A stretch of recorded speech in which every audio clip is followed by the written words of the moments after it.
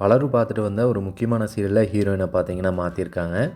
எந்த சீரியல், யாரை மாற்றிருக்காங்க, இனிமேல் யார் நடிக்க இருக்கா அப்படின்னு சொல்லிட்டு முழு தகவலுமே வெளியாகிருக்கு. எல்லா விவரங்களையுமே இந்த வீடியோவில் நம்ம பார்ப்போம்.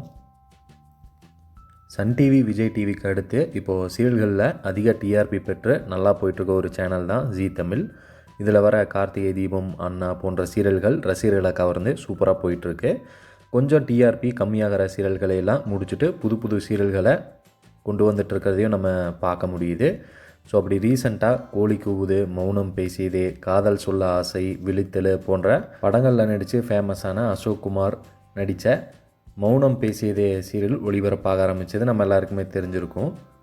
இந்த சீரியலில் இவருக்கு ஜோடியாக பார்த்தீங்கன்னா லிவிங்ஸ்டன் மகளான ஜோவிதா அவங்க நடிக்க கமிட் ஆகியிருந்தாங்க.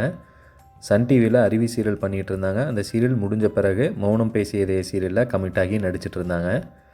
கொஞ்சம் எபிசோடுகள் நடித்தாங்க. ஸோ அதுக்கப்புறம் சீரியல்லேருந்து விலகிட்டாங்க. ஏன் விலகினாங்க அப்படின்னு சொல்லி அவங்களே ஒரு சில பதிவுகளை சொல்லியிருந்தாங்க. நம்ம அது குறித்து ஒரு வீடியோ தனியாகவே பார்த்துருந்தோம். ஸோ இந்த நிலையில் தான் மௌனம் பேசியதே சீரியலில் துளசி கதாபாத்திரத்தில் இனிமேல் ஃபௌசி அவங்க நடிக்கிறாங்களாம்மா. இனி மௌனம் பேசியதே சீரியலில் நம்ம ஃபௌசி அவங்கள புது துளசியாக நம்ம பார்க்கலாம்.